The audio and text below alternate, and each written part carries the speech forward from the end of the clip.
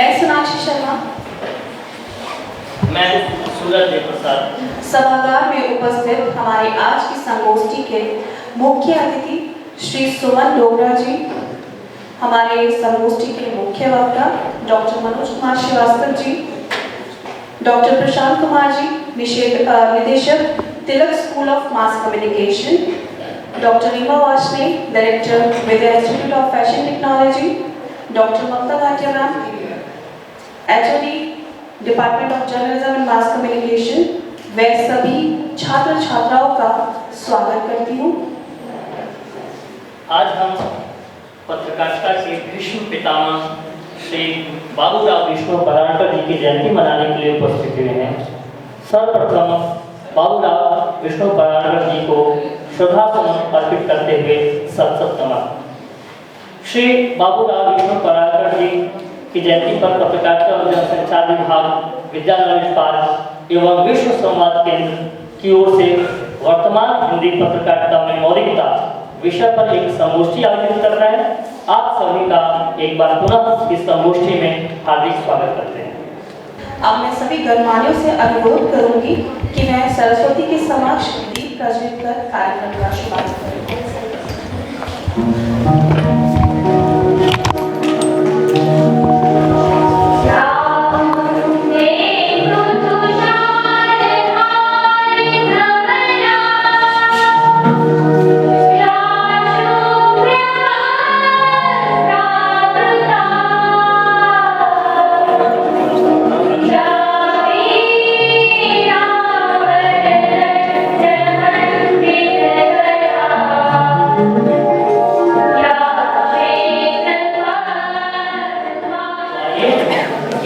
शुभ अवसर पर विद्यादान के लिए हम सभी अपने स्थान पर खड़े हो जाएं।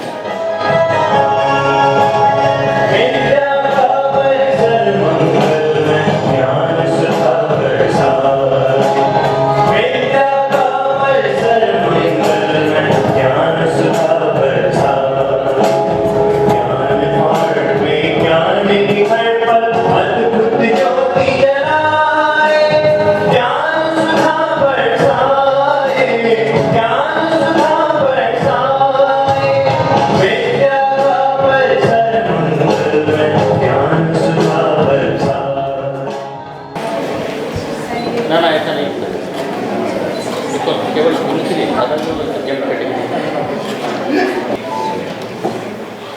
हाँ एग्जाम कैटेगरी। अब मैं डॉक्टर ममता भाटिया मैम से अनुरोध करूंगा कि वह आज के संगोष्ठी के मुख्य वक्ता डॉक्टर मनोज कुमार श्रीवास्तव जी का स्वागत एवं अभिनंदन और एवं शॉर्ट भेंट करें।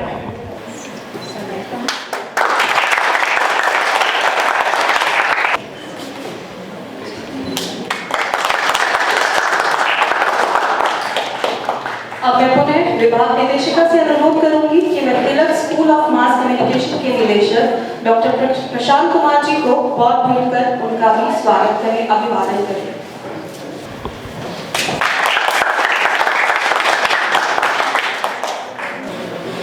देश की आजादी में आहुति देने वालों में बाबूराव विष्णु पराड़कर जी का नाम बड़ी श्रद्धा के साथ लिया जाता है।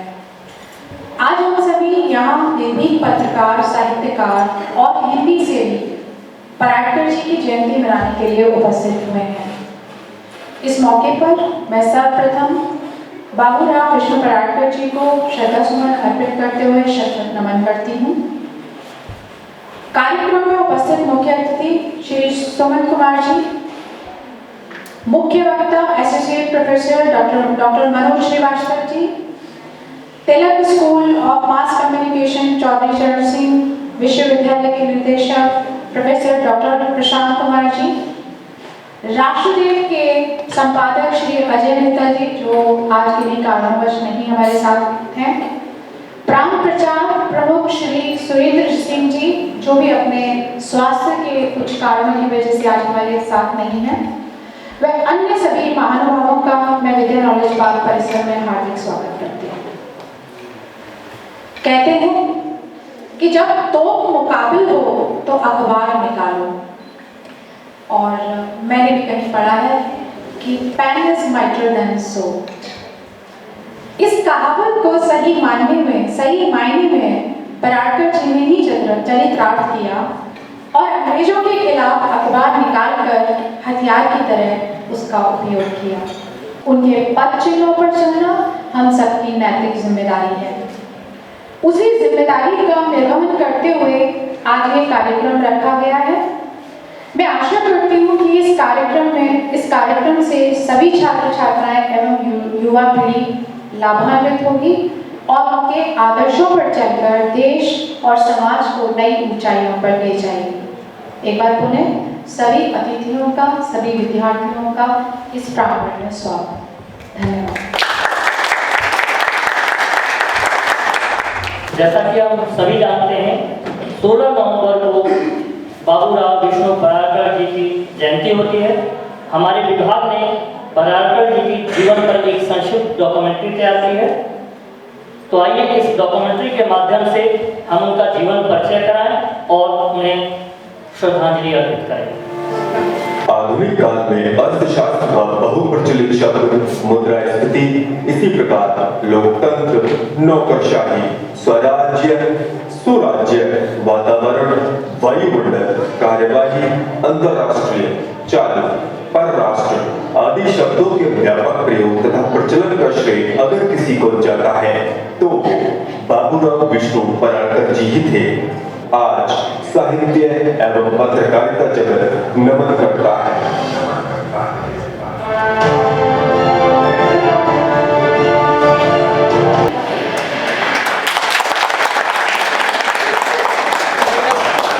आज का यह कार्यक्रम विद्या नॉलेज पार्क एवं विश्व संवाद केंद्र के संयुक्त तत्वावधान में आयोजित हो रहा है।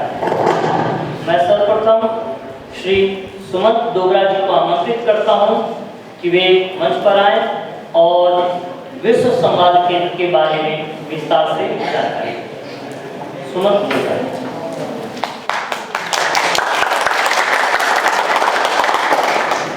आज के कार्यक्रम की अध्यक्षा डॉक्टर रीमा वार्ष्णेय, आज के कार्यक्रम के मुख्य वक्ता डॉक्टर मनोज श्रीवास्तव जी, पत्रकारिता विभाग की अध्यक्षा डॉक्टर ममता जी और इसी विभाग के बाकी आचार्यगण, हमारे बीच डॉक्टर प्रशांत जी भी हैं, प्रोफेसर प्रशांत जी मेरठ यूनिवर्सिटी से है, और सभी छात्र और छात्र। आज का जो कार्यक्रम है वो संयुक्त कार्यक्रम है। आपका विभाग विद्या नॉलेज पार्क और विश्व संवाद केंद्र का थोड़ा सा परिचय दे दूं। विश्व संवाद केंद्र एक मंच है, एक संस्था है, हमारे भारत का एक सबसे बड़ा सामाजिक संगठन है, राष्ट्रीय स्वयंसेवक संघ। उसका जो प्रचार विभाग है वो विश्व संवाद केंद्र के उसी प्रचार विभाग के अंतर्गत विश्व संवाद केंद्र है, मेरठ में इसका कार्यालय है। इसका काम प्रचार की दृष्टि से है और जब हम प्रचार का नाम लेते हैं तो उसमें पत्रकारिता एक अहम रोल, एक अहम किरदार निभाती है।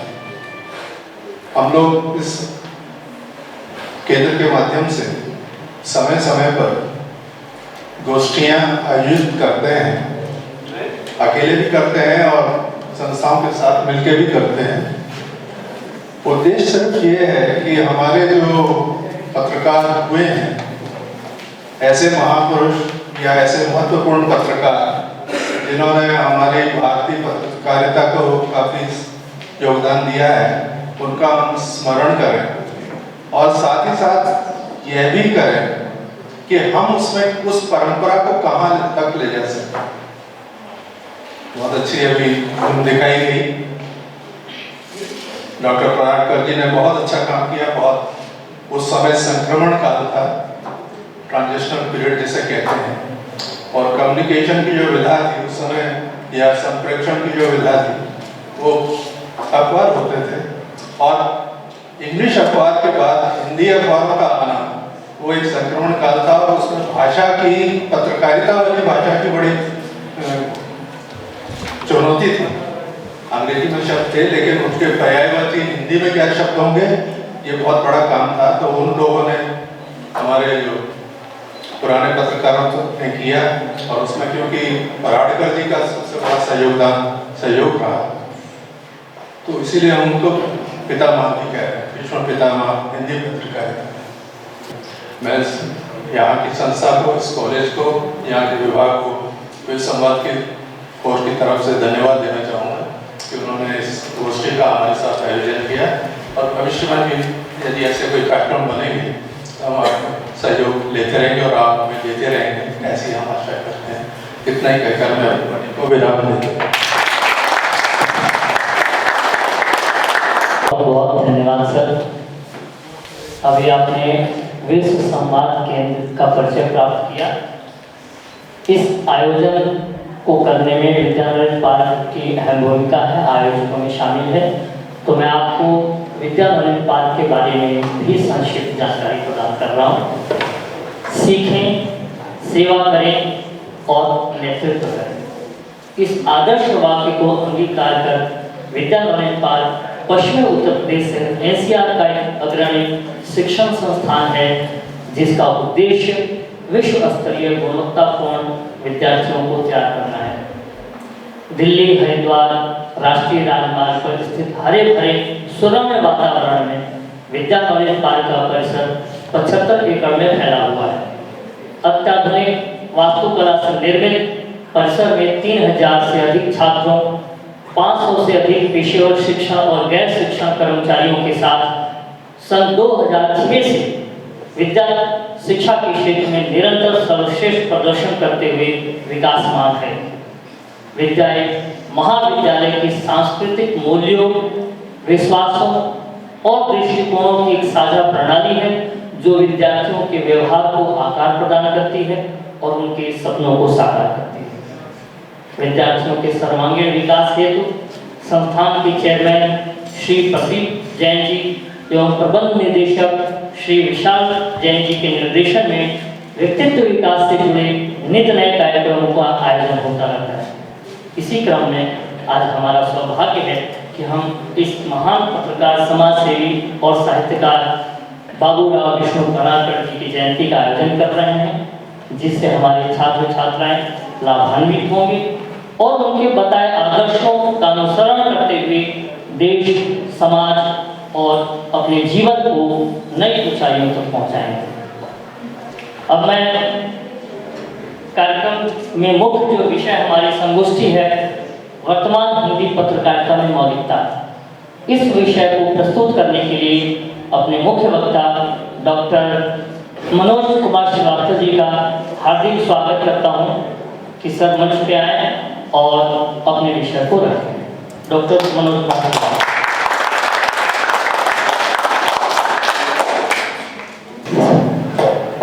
आज का जो विषय है वर्तमान हिंदी पत्रकारिता में मौलिकता, माननीय बाबूराव विष्णु पराड़कर जी की जन्म जयंती के उपलक्ष्य में आयोजित इस संगोष्ठी में आज के कार्यक्रम के अध्यक्ष डॉक्टर रीमा वार्ष्णेय जी, यहाँ विद्यानंद पार्क के पत्रकारिता एवं जनसंचार विभाग की विभागाध्यक्ष doctor Mamta Bhatia ji, Shri Soman Dogra ji, Tilak school of mass communication के निदेशक प्रोफेसर प्रशांत कुमार जी, यहाँ के शिक्षक श्रीमान सूरज जी, शिक्षिका सोनाक्षी जी, आप सभी ने इस अवसर पर मुझे आमंत्रित किया, मैं हृदय से आभारी हूँ। और यहाँ के विद्यार्थियों ने जिस तरीके से नृत्य चित्र का निर्माण किया वो भी प्रशंसा के और सराहना के पात्र हैं।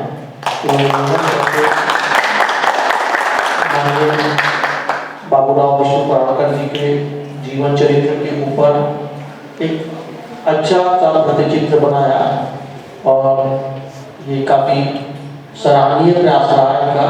और इनके प्रचित्र से मुझे भी फायदा हुआ कि मेरा वो समय बच गया जो मुझे बोलना था, और लगभग बहुत ढेर सारी चीज़ें इन्होंने उसमें से कह सकते हैं कि उसको कवर किया या उसको स्थान दिया।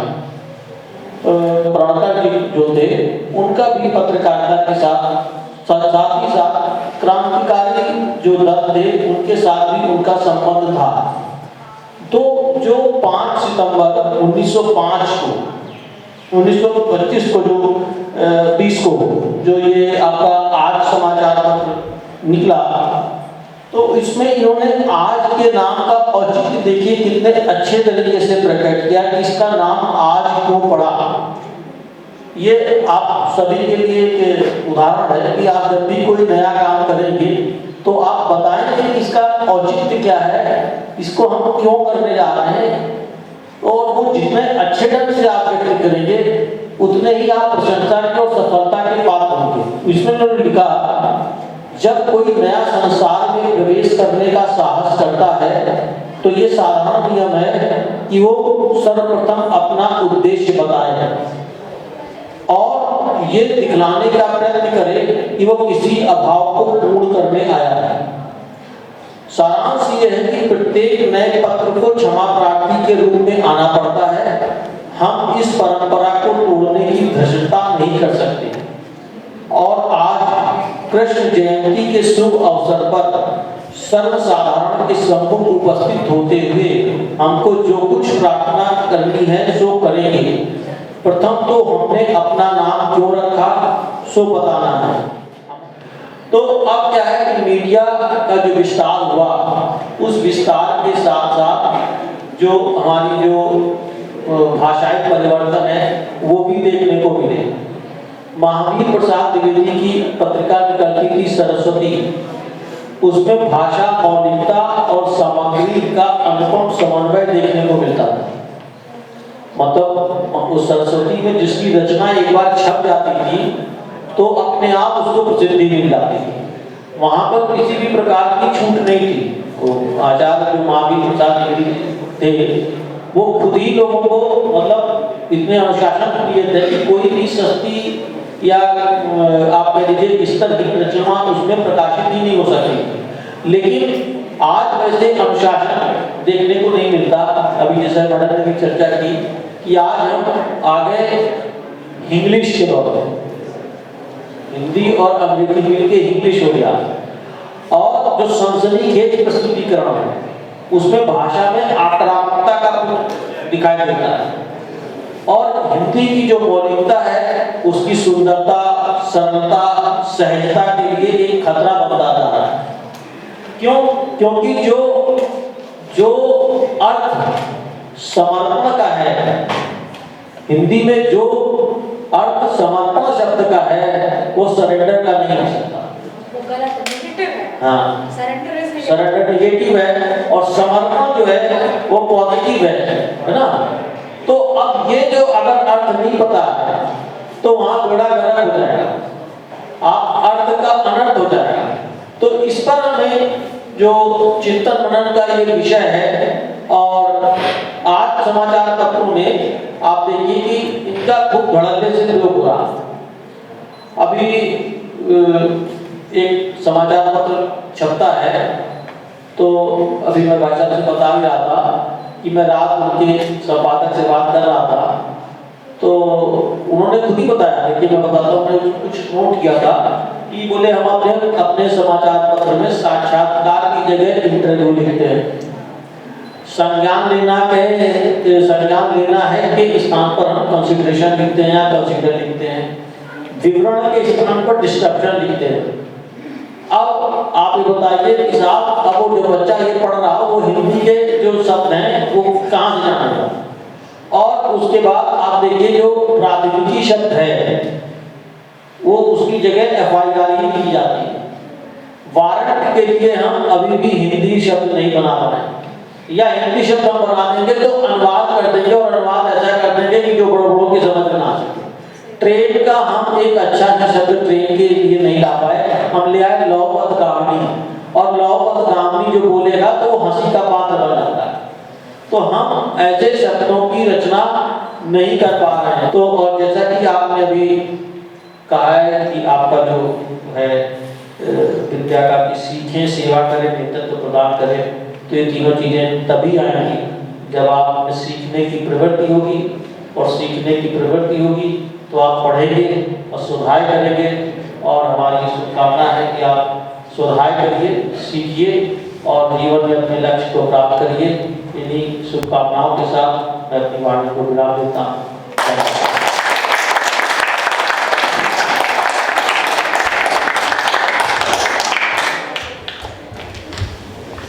बहुत बहुत धन्यवाद डॉक्टर मनोज कुमार श्रीवास्तव जी।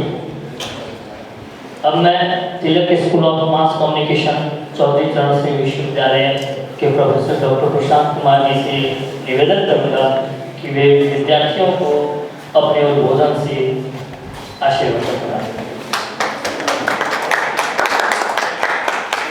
वैसे तो मैं तो आज आपके इस कॉलेज के प्रोग्राम के एजेंडे में मेरा बोलना था ना, मेरे एजेंडे में मेरा बोलना था, लेकिन फिर भी ममता जी ने मुझसे कहा तो कुछ बातें कहूँगा।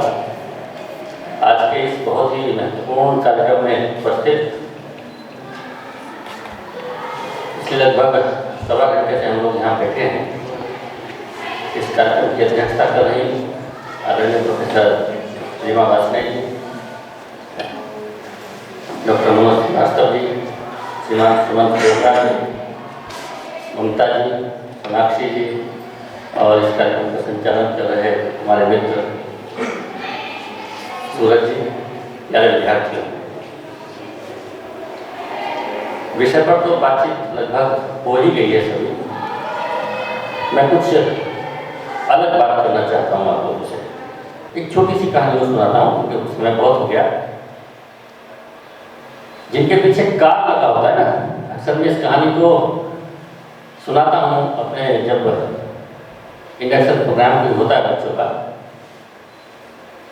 जिनके पीछे कार लगा होता है, जिससे आप पत्रकार बनने वाले हैं भविष्य, ऐसे कहानीकार, कविकार, जिनके पीछे कुछ एक्स्ट्राऑर्डिनरी होता है, कुछ मतलब वो उसके सोचने का, उसके जीने का तरीका कुछ डिफरेंट होता है। ऐसे ही एक मूर्तिकार चला हरिद्वार की ओर, चलता गया, रोटी क्रॉस किया उसने, पत्थर आना शुरू हुआ। उसने देखा, हम मूर्तिकार था, हम पत्रकार होंगे तो नेचुरल है, एक कुछ कागज हमारे पास होगा, कोई पेन होगा, क्योंकि कोई घटना दुर्घटना रास्ते में हुई तो उसको नोट करने के लिए हमको चाहिए ना। तो ऐसे वो मूर्तिकार था जो उसके इक्विपमेंट, हमारे इक्विपमेंट है, तो उसका भी इक्विपमेंट उसके साथ था, उसके थैले में, उसके बैग में, वही चीनी हथौड़ा वगैरह वगैरह। अब वो चला गया मूर्ति के आगे, उसको पत्थर मिला, उस पत्थर को उसने उठाया, उसने देखा हाँ इसकी मूर्ति बन सकती है। उस पर उसने उस छीनी हथौड़े को मारना शुरू किया। जब छीनी हथौड़ा उस पर मारना शुरू किया तो पत्थर बोला मुझे दर्द हो रहा है। तो बोला मैं जब उनको उठा रहा था तो मेरे मन में एक कल्पना थी कि मैं इसकी मूर्ति बनाना चाहता हूँ, तुम थोड़ा सा बर्दाश्त करोगे तो एक अच्छी मूर्ति बन सकती है। उसने कहा ठीक है मैं कोशिश करता हूँ, पत्थर बोला। उसने फिर वही काम शुरू किया, मारना शुरू किया। पत्थर बोला नहीं मुझे दर्द ये बर्दाश्त नहीं कर सकता, आप मुझे छोड़ दो। छोड़ दिया उसने, रोज का काम था। चला 100 मीटर आगे, दूसरा पत्थर उठाया, दूसरे पत्थर पर भी वही एक्सपेरिमेंट किया, और पत्थर ने भी वही जवाब दिया कि मुझे दर्द हो रहा है, छोड़ दो। उसने कहा मेरे मन में एक सुंदर कल्पना सी आ रही है, उस कल्पना को मैं इस पत्थर पर उकेरना चाहता हूँ, तुम थोड़ा दर्द बर्दाश्त कर लो। वो भी नहीं उस दर्द को बर्दाश्त कर पाया, छोड़ दिया उसने। फिर चला 100 मीटर आगे, फिर पत्थर मिला, उस पत्थर पर भी उसने वही एक्सपेरिमेंट किया, उस पत्थर ने भी वही बोला। लेकिन उसने कहा मैं 2 पत्थर छोड़कर आ रहा हूँ, मेरे मन में जो कल्पना है, जो इमेजिनेशन है मूर्ति बनाने की, वो लगातार बहुत एक्सट्रीम पर जा रही है। उस कल्पना को मैं इस पत्थर पर इस मूर्ति के रूप में उकेरना चाहता हूँ, तुम दर्द बर्दाश्त करोगे तो पूजे जाओगे। उसने कहा ठीक है मैं कोशिश करता हूँ। उस पत्थर ने उस दर्द को बर्दाश्त किया, बहुत सुंदर मूर्ति बनी। छोड़ दिया उसने, वहीं सड़क के किनारे रखा हुआ, क्योंकि रोज का काम था उसका। अब उधर से कोई 4 धाम की यात्रा कराकर अपने माता पिता को लौट रहा था, कोई बड़ा सेठ था गाड़ी वाला। रास्ते में देखा दोपहर का समय हो रहा था, सूरज की किरणें उस मूर्ति पर पड़ रही थी। उस उसने कहा कि मैं चारों धाम की यात्रा करके लौट कर आ रहा हूँ, कहीं इतनी सुंदर भव्य मूर्ति मिली नहीं, कोई भगवान की, ईश्वर की कोई विशेष अनुकंपा है कि यहाँ उसको दर्शन देने। अब उसने उस मूर्ति को उठाया, वहीं पास में जगह खरीदी, जमीन खरीदी, बहुत सुंदर भव्य मंदिर बनाया, प्राण प्रतिष्ठा कराई उस मूर्ति को और स्थापित कर दिया। उसने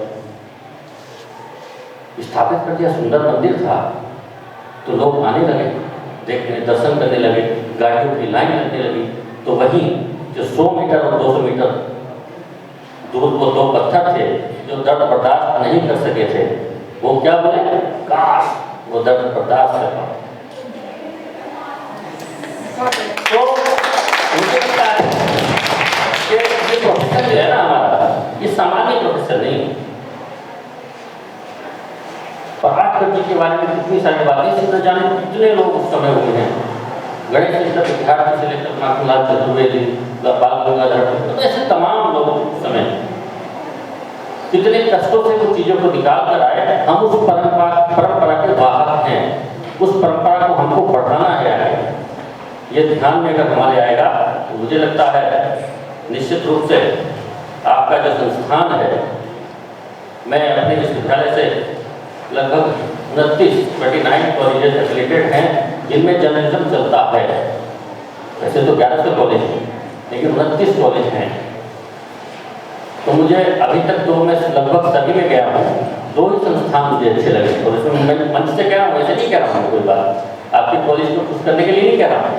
मैं पहले भी आया था तो ऑफ द रिकॉर्ड मैंने ये बात कही थी, आज मैं ऑन रिकॉर्ड इस बात को कह रहा हूँ। 2 ही संस्थान मुझे ऐसे लगे 29 कॉलेजों में से, एक आपका और दूसरा एक गाजियाबाद में, जहाँ वो सुविधाएं हैं, जहाँ आप उस एक्सपर्टीज को प्राप्त कर सकते हैं। मुझे लगता है आप लगन के साथ, मन के साथ काम करेंगे तो एक अच्छे पत्रकार बनेंगे। और मैं अपनी बात को बस कुछ लाइनों के माध्यम से कहकर समाप्त कर रहा हूँ, ठीक है। आपको मुझे लगता है ये लाइनें मोटिवेट करेंगी, इसलिए बोल रहा हूँ। बुलंद हो हौसला, ध्यान दीजिएगा, बुलंद हो हौसला तो मुट्ठी में हर मुकाम है। बुलंद हो हौसला तो मुट्ठी में हर मुकाम है। मुश्किलें और मुसीबतें तो जिंदगी में आम है ना। बहुत सारे चीज़ें कहते हैं क्लास में लेकर आएंगे तो क्या कहेंगे, तो जाम लग गया था, थोड़ा सा लेट हो गया, स्कूल का पेट्रोल खत्म हो गया, पेट्रोल हमें नहीं मिलता, हाँ पेट्रोल पंप पर हम गए तो वहाँ लाइन लगी थी बहुत लंबी। ऐसे तमाम एक्सक्यूजेस होते हैं, तो एक्सक्यूजेस नहीं देने आप लोगों को। तो मैं फिर बोलता हूँ, बुलंद हो हौसला तो मुट्ठी में हर मुकाम है। मुश्किलें और मुसीबतें तो जिंदगी में आम है। जिंदा हो तो ताकत रखो बाजुओं में लहरों के खिलाफ लड़ने की। जिंदा हो तो ताकत रखो बाजुओं में लहरों के खिलाफ लड़ने की, क्योंकि लहरों के साथ तो बहना लाशों का काम है। बहुत बहुत धन्यवाद, मुझे दिया बहुत बहुत धन्यवाद। बहुत बहुत धन्यवाद सर इस बोधपूर्ण और प्रेरणादायक उद्बोधन के लिए। मैं आशा करता हूं कि हमारे विद्यार्थी इससे लाभान्वित हुए होंगे। कार्यक्रम के अंतिम चरण में मैं विभागाध्यक्ष डॉक्टर ममता भाटिया मैम को आमंत्रित करता हूं कि वे हमारे सभी अतिथियों का धन्यवाद ज्ञापन करें। Doctor Mamta Bhatia ma'am. मंच पर आसीन हमारे अतिथिगण माननीय सुमन डोगरा जी, मुख्य वक्ता मनोज कुमार श्रीवास्तव जी, हमारे Vidya knowledge park Vidya institute of fashion technology की निदेशिका डॉक्टर रीमा वार्ष्णे और Chaudhary Charan Singh university department of journalism mass communication के निदेशक डॉक्टर प्रशांत कुमार जी, मेरे सह अध्यापक सोनाक्षी, मिस्टर सूरज प्रकाश और मिस्टर अविनाश और मेरे प्यारे विद्यार्थियों, आज हम जिस मौके पर इकट्ठा हुए वो बाबूराव विष्णु पराडकर जी सर्वश्री, जिन्होंने इस शब्द की उत्पत्ति की, सर्वश्री बाबूराव विष्णु पराडकर जी की जयंती के उपलक्ष्य पर हम इकट्ठा हुए हैं। इसके साथ साथ विश्व संवाद केंद्र ने पत्रकारिता के विद्यार्थियों के लिए जो आज की वर्तमान पत्रकारिता में हिंदी की मौलिकता पर जो ज्ञानवर्धन प्रोग्राम किया, उससे मेरे छात्र जरूर लाभान्वित हुए होंगे। इस सब के लिए मैं विश्व संवाद केंद्र के प्रबंधक समिति का धन्यवाद करती हूँ कि उन्होंने इस श्रृंखला में हमें जोड़ा और ये पहला कार्यक्रम हमारे विद्या परिवार में आयोजित किया। और मैं आगे भी अपेक्षा करती हूँ कि आप हमें इस तरह के कार्यक्रम में जोड़ते रहेंगे और इस कार्यक्रम को हम और आगे बढ़ाएंगे। इसके साथ साथ मैं अपने मुख्य वक्ताओं का और डॉक्टर सीमा वार्ष्णेय और मेरे सहाध्यापक और विद्यार्थियों का पुनः धन्यवाद करती हूँ कि आप सबने इस कार्यक्रम को सफल बनाया और कुछ ना कुछ सीखा। धन्यवाद। इस आयोजन की प्रेरणादायक madam doctor Reema Varshney ma'am और डॉक्टर ममता भाटिया मैम को भी मैं धन्यवाद ज्ञापन करता हूँ। कार्यक्रम के अंत में हम लोग राष्ट्रगान के लिए चलते हैं और राष्ट्रगान के लिए सभी अपने अपने स्थान पर खड़े हो जाते हैं।